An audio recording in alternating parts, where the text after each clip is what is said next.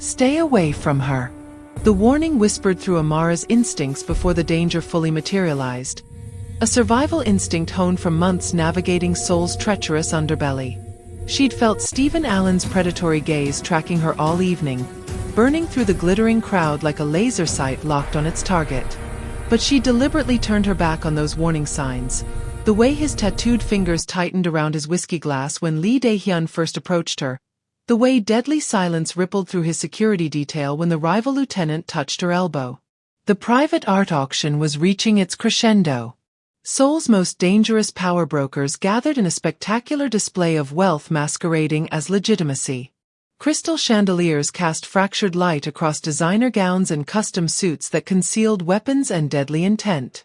Vintage champagne flowed alongside encrypted business deals, and a string quartet played something haunting and deliberately forgettable in the corner.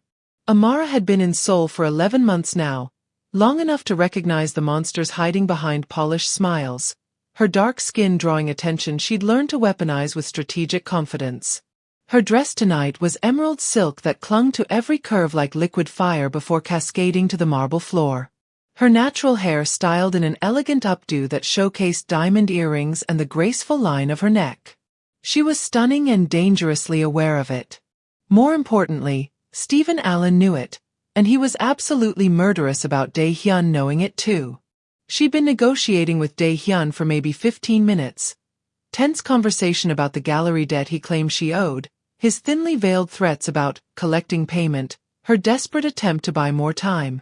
Dae-hyun was handsome in that cold, calculated way that ambitious criminals often were. His smile sharp as a blade and his promises poisonous. Dangerous. Lethal. Except Stephen didn't see a business negotiation. He saw a death warrant being signed. Amara felt him before she saw him. The air itself seemed to crystallize as he cut through the crowd with lethal purpose. Conversations died mid-sentence in his wake, Seoul's elite instinctively retreating as Stephen Allen approached like an apex predator claiming territory. At 36, he didn't just command attention. He devoured it. 6 feet 2 inches of coiled violence wrapped in a blood-red custom suit that screamed wealth and warned of carnage. His presence so magnetic it felt gravitational, pulling everything into his orbit. But it was his face that truly devastated. Brutally handsome in a way that seemed weaponized. All razor-sharp cheekbones and obsidian eyes that could strip your secrets bare, framed by jet-black hair styled with expensive carelessness. A mouth that could seduce with devastating charm or promise unspeakable violence. And the tattoos, God, those tattoos. Intricate traditional Korean designs flowed from his knuckles up both arms in swirling darkness, disappearing beneath crisp white shirt sleeves only to emerge again at his collar like serpents. Black ink climbed both sides of his neck in patterns depicting dragons devouring phoenixes, death consuming rebirth, chaos wrapped in perfect control. In Seoul's conservative underground, they should have been scandalous. Instead, they were hypnotic, a visual manifesto that Stephen Allen bowed to no authority and invited anyone foolish enough to challenge that truth. He was the iron-fisted leader of Juk-Sa, the Death Society, one of Seoul's most feared criminal syndicates with operations spanning arms trafficking, high-end art forgery, and political manipulation.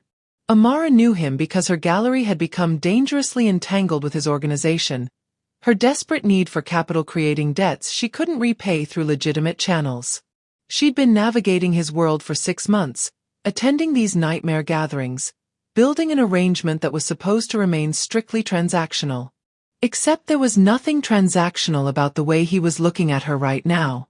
And right now, that dangerous beautiful man was staring at Amara like she was sacred ground. And Dae-hyun had just committed blasphemy by daring to stake a claim. Miss Laurent. Stephen's voice was silk wrapped around a straight razor. His English flawless but accented in a way that made her name sound like both a prayer and a threat. We need to discuss your debt arrangement. Before we continue this dangerous journey together, I'd love to hear from you.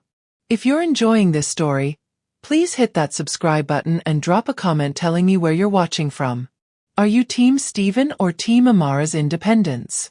Let me know below. Stephen's interruption should have been Amara's salvation. Instead, it felt like gasoline meeting flame.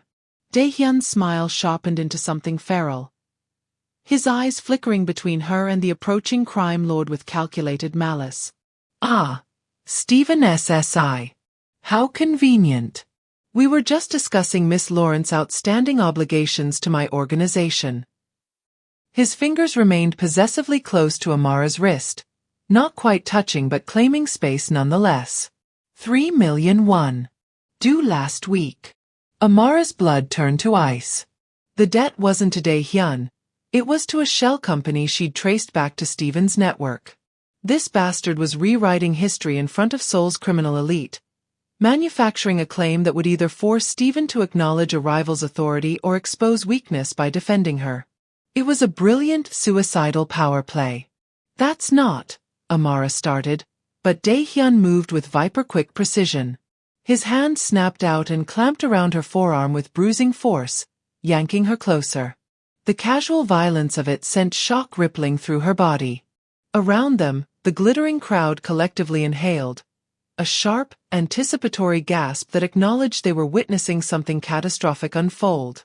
"You've been very difficult to pin down, Miss Lauren," Daehyun murmured, his breath hot against her ear, playing to their audience.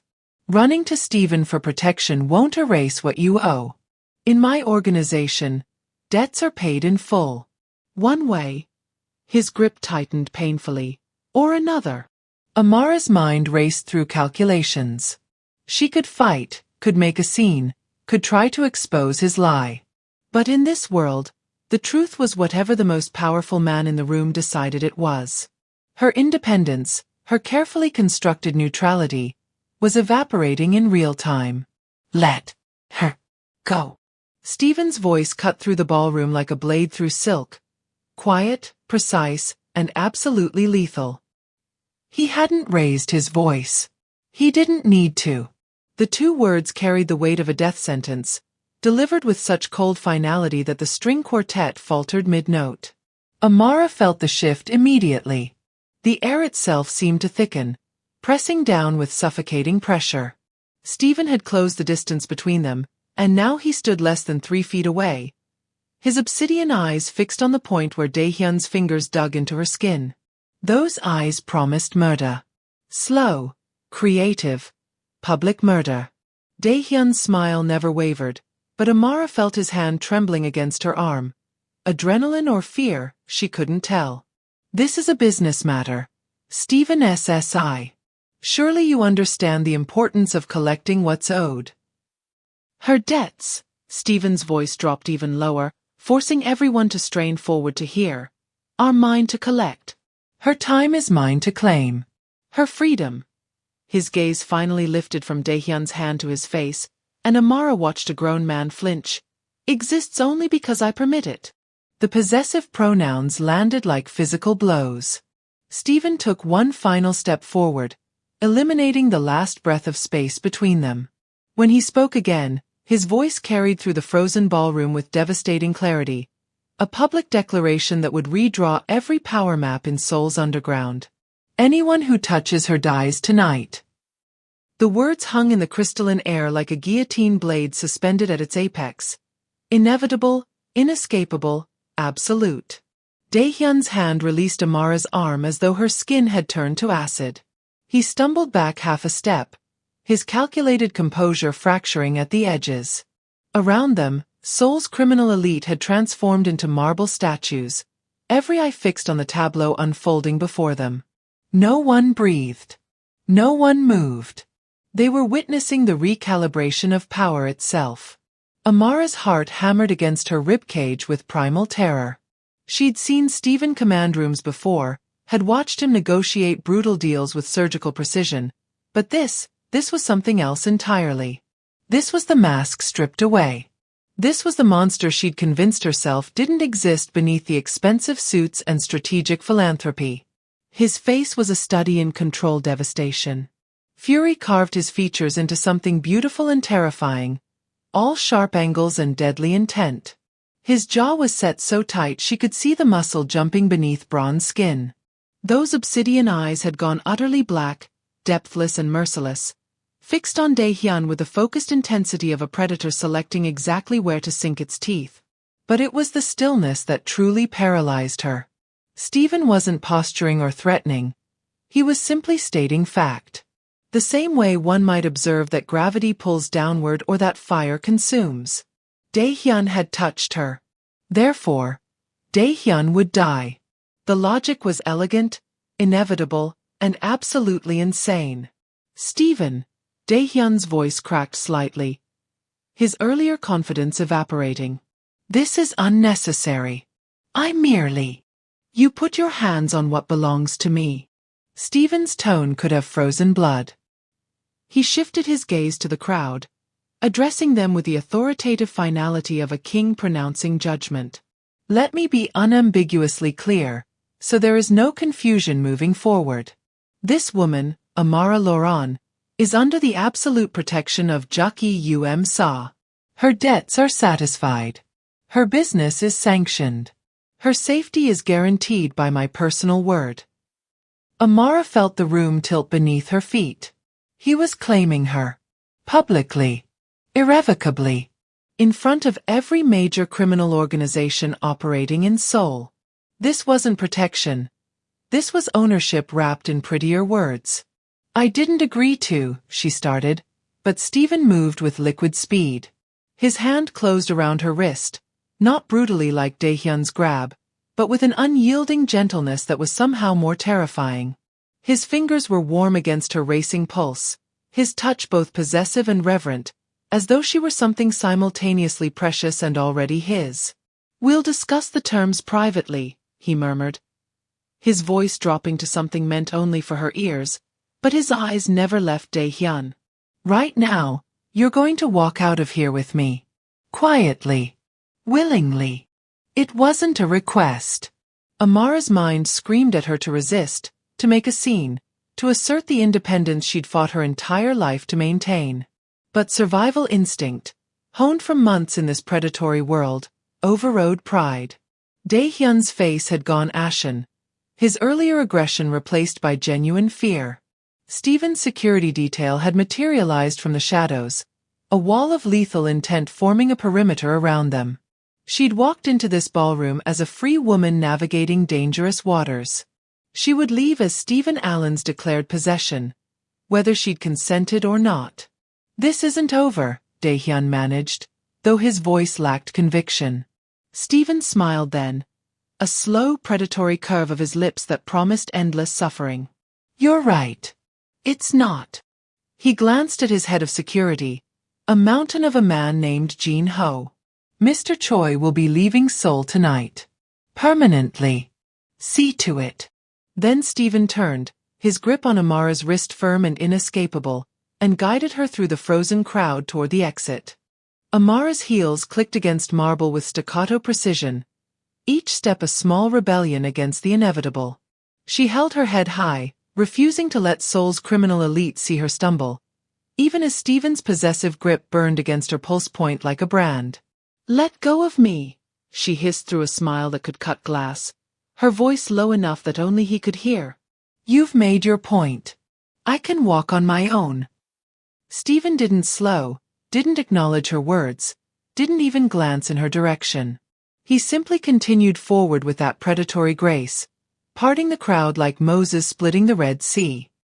His security detail fell into formation around them, the same stone-faced men who'd been stationed throughout the ballroom, now moving with military precision to create a protective corridor. They passed Jin Ho first, Stephen's head of security. The massive man's expression flickered with something that might have been shock before professional neutrality slammed back into place. Then came Min Jae and Tae-yong, two of Stephen's most trusted lieutenants, their eyes widening fractionally as they registered their boss's iron grip on her wrist. Even they hadn't anticipated this move. The moment they cleared the ballroom's ornate doors, Amara yanked her arm back hard. Stephen's fingers loosened just enough for her to break free, and she whirled on him with fury blazing in her eyes. What the hell was that? She kept her voice controlled but venomous, acutely aware of the guards stationed in the marble corridor. You just claimed me like property in front of every criminal organization in Seoul. Do you have any idea what you've done? Stephen adjusted his cufflinks with deliberate calm, his face an expressionless mask. When he finally met her gaze, those obsidian eyes held zero remorse. "I saved your life. By making me a target." Amara's hands trembled with adrenaline and rage. That display of possessive violence. "You painted a bullseye on my back. Every rival you have will now see me as leverage against you." "Every rival I have already saw you exactly that way." His voice was ice over steel. "The only difference is now they know the cost of acting on it." "The cost?" She laughed, the sound brittle and sharp. "You threatened to murder a man in a room full of witnesses for touching my arm. That's not protection, Stephen. That's psychotic." Something dangerous flashed across his features, a crack in that controlled facade. He closed the distance between them in 2 strides, backing her against the silk wallpapered wall with calculated intimidation. He didn't touch her, but his presence was suffocating, inescapable. "You were playing a game you don't understand," he said quietly, each word precisely enunciated. Dae-hyun wasn't collecting a debt. He was establishing ownership. That's how challenges work in our world. You claim an asset publicly, and if no one with greater authority contests it, the asset becomes yours. Amara's breath caught. "I'm not an asset. In their eyes? That's exactly what you are." His gaze raked over her face with something that looked almost like frustration. A beautiful foreign woman with valuable connections and exploitable debts. "You've been circling this world for months, Amara, thinking your intelligence and independence would keep you safe. But you don't understand the rules. Out there," he gestured toward the ballroom, "you were 30 seconds away from belonging to Dae-hyun Choi. And what he would have done to you." His jaw clenched and he looked away briefly. "You don't survive that with dignity intact." The implication hung between them like poison gas. "So instead I belong to you?" she whispered. Stephen's eyes locked onto hers with devastating intensity. "Yes." The penthouse occupied the entire top floor of one of Seoul's most exclusive buildings, a fortress masquerading as luxury. Floor-to-ceiling windows overlooked the glittering cityscape, but Amara barely registered the view. She was too focused on the sound of the reinforced door locking behind them, the multiple deadbolts sliding into place with terminal finality. Stephen shrugged off his blood-red jacket and draped it over a chair with practiced ease, as though he hadn't just appended her entire existence 20 minutes ago. His shirt sleeves were rolled up now, exposing the full canvas of ink that covered his forearms. Dragons and phoenixes locked in eternal combat, rendered in stunning detail. "Drink." He moved to a bar cart stocked with bottles that probably cost more than her monthly gallery rent. "Answers." Amara's voice was steady despite the adrenaline still screaming through her system. "You can start by explaining why you think you have the right to lock me in your penthouse like some kind of prisoner." Stephen poured 2 fingers of whiskey anyway, the amber liquid catching the light. "You're not a prisoner. You're protected. There's a difference. Protected prisoners still can't leave. Not until I understand the full scope of what Dae-hyun knows." He turned, glass in hand, his expression hardening into something brutally focused. "What exactly did he say before I arrived?" "Every word. Amara. This matters." She crossed her arms, maintaining distance between them. "I don't answer to you, Stephen. We may have had a business arrangement, but that doesn't give you ownership of my conversations or my freedom." His jaw tightened, and he set the glass down with controlled force. When he moved, it was with that same predatory fluidity that had parted the ballroom crowd. He crossed the space between them in 3 strides, and suddenly Amara found herself backed against the window, the cold glass pressing into her bare shoulders. Stephen planted both hands on either side of her head, caging her completely. He didn't touch her. Didn't need to. His proximity was suffocating, overwhelming, inescapable. She could feel the heat radiating from his body, smell the subtle notes of his cologne mixed with something darker, more dangerous. "This isn't a negotiation," he said quietly, his face inches from hers. "Dae-hyun doesn't make moves like that without intelligence. He knew something about your debts, your vulnerabilities, your schedule. Someone fed him information, which means there's a leak either in your organization or mine. So I'll ask again, what did he say? Amara's breath came shallow and quick, her body betraying her with its response to his nearness. She hated that he affected her this way, hated the way her pulse hammered visibly in her throat where his gaze lingered. He said I owed $3 million. That debts in his organization are always paid. She forced herself to meet his eyes. But I don't owe him anything. My debts are to the shell company that traces back to me, Stephen finished. Which means someone gave him access to financial records that should be buried 6 layers deep. His expression darkened further. Did he mention names? Locations? Anything about your gallery? He implied there were other ways to pay. The admission tasted like poison. He was threatening me, Stephen, not briefing me on his intelligence network. Stephen's hands curled into fists against the glass, and for a moment, she saw the restraint it took for him not to put them through the window. I can handle my own problems, Amara continued, trying to inject strength into her voice. I've been navigating dangerous men my entire adult life. I don't need your protection or your possession or whatever twisted version of salvation you think you're offering. He laughed then, a dark, humorless sound. You think this is about what you need?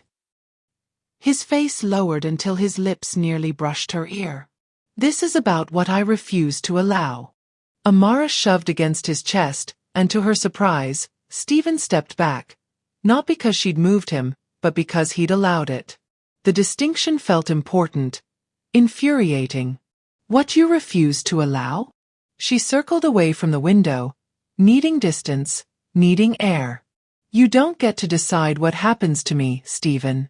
We had a business relationship. You provided capital for my gallery expansion through legitimate channels. That doesn't give you $4.7 million. His voice cut through her protest like a scalpel.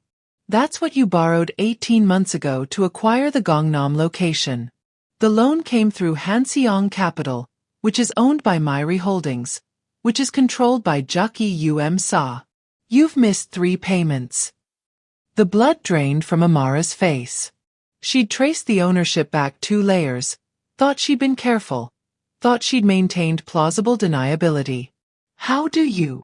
I know everything about you, Amara. Stephen moved to the window, his silhouette backlit by Seoul's neon skyline.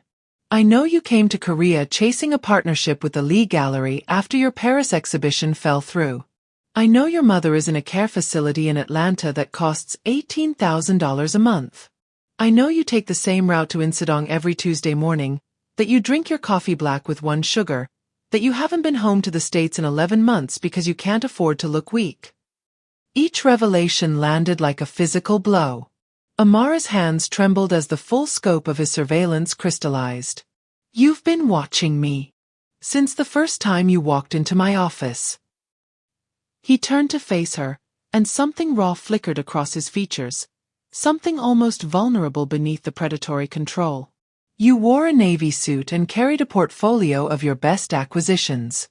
You looked at me like I was a necessary evil, a means to an end. No fear. No calculation. Just disappointment that you had to deal with someone like me to save something you'd built with your own hands. That's called professionalism, Amara managed, though her voice shook. That's called courage. Stephen's gaze intensified. And I have been obsessed with you every day since. The admission hung between them like a detonation, reshaping the entire landscape of their relationship. This wasn't opportunistic protection or strategic positioning. This was something far more dangerous. Obsessed, she repeated, the word tasting foreign. You've been stalking me for months, cataloging my life, inserting yourself into my business. Ensuring your survival. He closed the distance again, but this time there was something almost desperate beneath the control. Do you understand how many predators have circled you in the past year? How many times I've had to quietly eliminate threats you never even knew existed? Dae-hyun wasn't the first to see your vulnerabilities. He was just the first stupid enough to act on them publicly. Amara's mind reeled, trying to reconcile this revelation with everything she thought she knew. So what is this? Some twisted savior complex. This is me drawing a line. His voice dropped to something barely above a whisper, but the intensity made it feel like a shout. You think I claimed you tonight on impulse? That was me making explicit what's been true for months. You belong to me, Amara. Not because I forced it, but because I refuse to watch anyone else touch what's mine. I'm not a possession. No.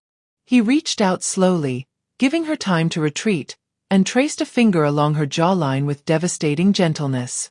You're an obsession. And I will burn soul to the ground before I let anyone else claim you. Amara's body betrayed her in that moment, a sharp intake of breath, her pulse jumping visibly beneath his fingertips. Heat flooding through her despite every logical impulse screaming to run. She hated that he affected her this way, hated the magnetic pull she'd been fighting since the first time those obsidian eyes had stripped her defenses bare in his office. She jerked away from his touch, putting the length of the room between them. What do you want from me, Stephen? The question hung in the air like a challenge, a surrender, a plea all at once. He didn't answer immediately. Instead, he moved to a sleek black desk tucked against the far wall and retrieved a folder. Leather-bound, expensive, ominous. When he turned back, his expression had shifted into something almost businesslike, though the predatory intensity never left his eyes. Everything. The single word landed with the weight of an ultimatum. Amara's laugh was sharp, defensive. That's not an answer. That's a threat. It's honesty. He approached slowly, folder in hand, each step measured and deliberate. You asked what I want. I want everything. Your time. Your trust. Your presence. Your body in my bed and your name linked to mine. He stopped an arm's length away. I want the right to stand between you and every threat in this city. I want you to stop pretending you can survive this world alone. In exchange for what? My freedom. Her voice cracked slightly on the last word. Stephen opened the folder, revealing documents, contracts, financial statements, property deeds. In exchange for absolute protection. Your gallery debt disappears. All of it, completely erased. Your mother's care facility receives an endowment that ensures she never wants for anything. You maintain full operational control of your gallery, with access to resources and connections that will make you the premier dealer in Asia. Amara's eyes scanned the papers, her mind struggling to process the scope of what he was offering. It was everything she'd been desperately fighting for, wrapped in a devil's bargain. And what do I give up? Your independence. His honesty was brutal, refreshing, terrifying. You submit to my control. You accept my presence in every aspect of your life. You live here, under my protection. You attend events as mine. You stop running from what's between us and acknowledge that you belong to me. That's not protection. That's possession.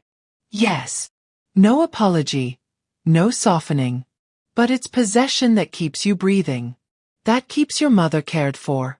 That gives you the power to build the empire you've been dreaming of, without the constant threat of predators like Dae-hyun destroying everything you've built. Amara felt tears of frustration burn behind her eyes. You're asking me to give up everything I am. I'm asking you to stop pretending you have better options. Stephen set the folder on the coffee table between them. You've been drowning for months, Amara. Fighting a war you can't win with weapons you don't have.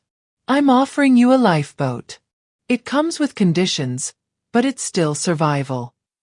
She stared at the documents, her mind racing through alternatives, scenarios, escape routes. Every path led back to the same brutal truth. She was out of time, out of options, and out of moves. And if I refuse? Something dangerous flickered in his expression. Then you walk out that door, and I respect your choice. But understand, my protection ends the moment you leave. And Daehyun won't be the last man who sees you as prey. Amara's hands clenched into fists. This isn't a choice. This is coercion. This is reality. He moved closer, his presence overwhelming. So what will it be, Amara? Everything or nothing?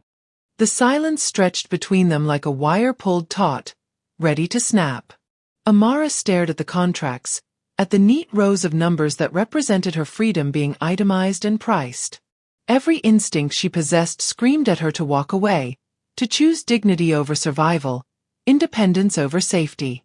But survival had never been about dignity. It had been about strategy, adaptation, and knowing when to sacrifice the battle to win the war. I have one condition. Stephen's eyes sharpened with predatory focus, but he remained still, waiting. Amara lifted her chin, channeling every ounce of strength she had left. The gallery remains mine. Completely. You don't interfere with acquisitions, exhibitions, or personnel decisions. You can provide resources, connections, security. But the vision, the direction, the final word on everything that happens inside those walls? That's mine. Non-negotiable. For a long moment, Stephen simply studied her, and she couldn't read the calculation happening behind those obsidian eyes. Then, slowly, deliberately, he nodded. Agreed. His voice carried the weight of a binding vow. The gallery is yours. I won't touch your professional autonomy. His lips curved into something that was almost a smile, dark and knowing. Everything else, however, belongs to me. Amara's breath hitched. Then we have an agreement. Say it. The command was soft but absolute. Say the words. Amara. I want to hear you accept this. She swallowed hard, tasting pride and surrender in equal measure. I accept your terms. My protection, my presence, she faltered, then forced the words out. My submission, in exchange for my gallery's independence and my mother's security. And his gaze intensified, demanding something more. And I acknowledge that I belong to you. The words should have felt like defeat. Instead, they felt like stepping off a cliff, terrifying, exhilarating, irrevocable. Stephen moved then, closing the distance between them with liquid grace. His hand cupped her face with devastating gentleness, tilting her chin up until she had no choice but to meet his eyes. Mine, he breathed, and then his mouth claimed hers. The kiss was nothing gentle, nothing tentative. It was pure possession, demanding, consuming, absolute. His lips moved against hers with practiced skill and barely leashed hunger, one hand tangling in her hair while the other wrapped around her waist, pulling her flush against his body. Amara's final walls crumbled. She kissed him back with equal desperation, her hands fisting in his shirt, months of denied attraction exploding into raw need. He tasted like whiskey and danger and dark promises she should never want kept. His tongue swept against hers with possessive dominance, claiming every inch of her mouth like he was memorizing the geography of her surrender. She felt his restraint fracturing, felt the leashed violence in the way his fingers tightened against her scalp, the way his body pressed against hers with bruising intensity. This wasn't romance. This was conquest. This was Stephen Allen marking what belonged to him, sealing their bargain with a physical claim that left no room for doubt or retreat. When he finally pulled back, they were both breathing hard, foreheads pressed together in the aftermath. No one else touches you, he whispered against her lips, his voice rough with barely controlled desire. No one else even looks at you without my permission. You are mine, Amara. Completely, absolutely, irrevocably mine. And God help her, she didn't argue. 3 hours later, Amara stood in Stephen's study wearing one of his dress shirts, her emerald gown discarded, barefoot on cold marble. Sleep had proven impossible after everything that had transpired. Her mind still reeling from the weight of what she'd agreed to. Stephen had disappeared into his office for what he'd called necessary arrangements, leaving her to explore the penthouse that was now, terrifyingly, her cage. She'd wandered through rooms that screamed wealth and control. A library with first editions, a wine cellar that could stock a restaurant, floor-to-ceiling windows that transformed Seoul into a glittering kingdom beneath them. But it was the slightly ajar door to his private office that drew her attention, light spilling into the darkened hallway along with voices speaking rapid Korean. Amara's understanding of the language was intermediate at best, picked up through necessity during her months in Seoul. But she caught enough to make her blood run cold. 3 families confirmed. Park, Kim, and Lee syndicates. Stephen's voice, terse and controlled. Dae-hyun doesn't have that kind of influence. He does now. Jin Ho's gravelly tone was unmistakable. The woman gave him leverage. They see it as proof you've compromised. A foreign liability that can be exploited. Then they fundamentally misunderstand the situation. Do they? A pause. Heavy with implication. Boss, this is a coordinated assault. They're moving assets, calling in debts, positioning for a territorial war. Dae-hyun convinced them that your obsession with the American makes you vulnerable. That she's your weakness. Amara's hand flew to her mouth, stifling the gasp threatening to escape. This wasn't just about tonight's confrontation. This was about Stephen's entire organization being threatened because of her. The strike is planned for Friday. Jin Ho continued. Simultaneous hits on 3 of our shipping operations, with a direct assault on, his voice lowered, on anyone connected to you personally. The woman is the primary target. Over my dead body. That's exactly what they're counting on. The words hung like an execution sentence. Amara backed away from the door, her heart hammering against her ribs with sick understanding. Stephen hadn't just claimed her to protect her from Dae-hyun. He'd painted a target on both their backs, sparked a war that could destroy everything he'd built. She should have felt vindicated. This proved her fears were justified, that his possessive display had been reckless and dangerous. But standing there in his shirt, still tasting him on her lips, all she felt was terror. Not for herself. For him. The office door opened fully, and Stephen emerged, his expression hardening the moment he saw her face. You heard. It wasn't a question. Amara nodded, unable to find words past the fear lodging in her throat. Stephen approached with that predatory grace, but she closed the distance first, her hands gripping his arms with desperate strength. 3 syndicates. Stephen. They're planning a war because of me. Because you claimed me in front of everyone and made yourself a target I've been for years, he finished calmly, though his jaw was tight. This changes nothing. This changes everything. Her voice cracked. They're going to kill you. They're using me as the weakness to bring down your entire organization, and you're standing here acting like it's nothing. Amara. His hands came up to frame her face, forcing her to meet his eyes. Do you understand what I said tonight? Anyone who touches you dies. That wasn't bravado. That was a declaration of war I've been preparing for since the moment I decided you were mine. You can't fight 3 syndicates. His smile was dark, lethal, absolutely terrifying. Watch me. 48 hours later, Amara stood in the back of a private conference room in the Shilla Hotel, watching Stephen Allen orchestrate his own downfall with calculated precision. The room was filled with Seoul's most dangerous men, the heads of the Park, Kim, and Lee syndicates, flanked by their lieutenants and legal advisors. Dae-hyun sat among them, his expression smug with anticipated victory. This meeting had been called under the pretense of negotiation, a chance for Stephen to salvage his position before Friday's planned assault. Instead, he was burning his empire to the ground. Gentlemen. Stephen stood at the head of the table, Jin Ho and his security detail positioned behind him like an honor guard at an execution. I've called you here to clarify certain misunderstandings about my priorities and provide evidence of my commitment. He placed a hard drive on the table with deliberate care. This contains documented proof of every illegal operation Juk Sa has conducted over the past 5 years. Shipping manifests, financial transfers, political bribes, enforcement actions. His voice was calm, almost conversational. Everything the prosecutors would need to dismantle my organization completely. The room erupted in chaos. Shouted questions, threats, chairs scraping back. Amara's heart stopped. He was confessing, providing evidence, destroying everything he'd built. Stephen raised a hand, and the room fell silent with predatory discipline. I'm offering this to you as insurance.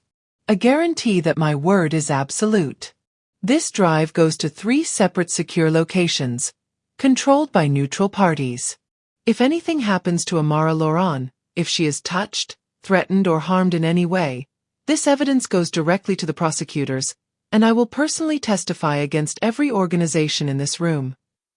Dae-hyun stood, his face contorted with rage. You're bluffing. You'd never sacrifice yourself. I already have. Stephen's gaze was arctic.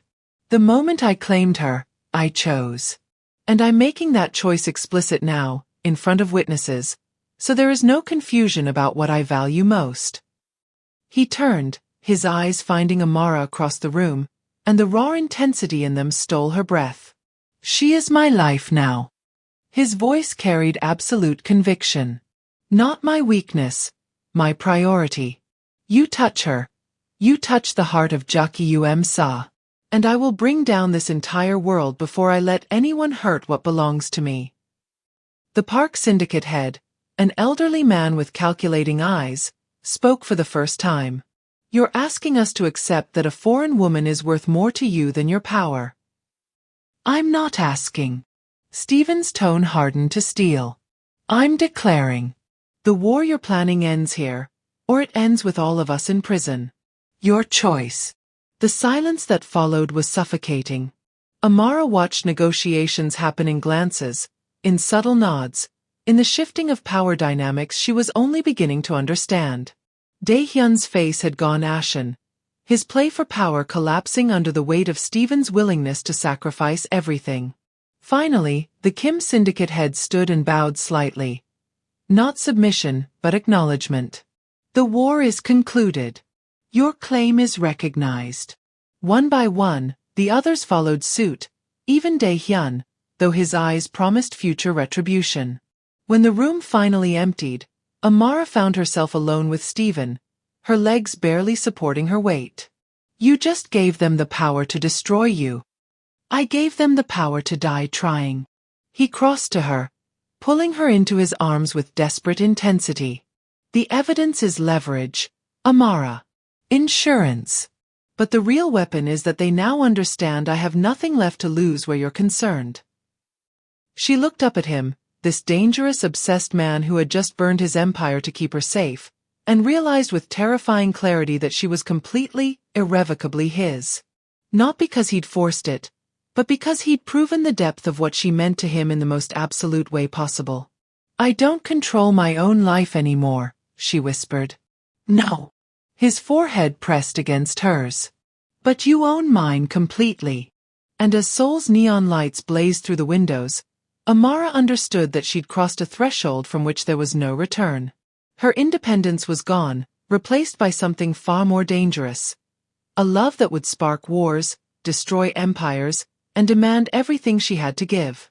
The life-on-the-line war had begun. And she was standing at the center of it, claimed by a man who would watch the world burn before he let her go. And so ends the dangerous, intoxicating story of how Amara Loran lost her freedom and found something far more terrifying.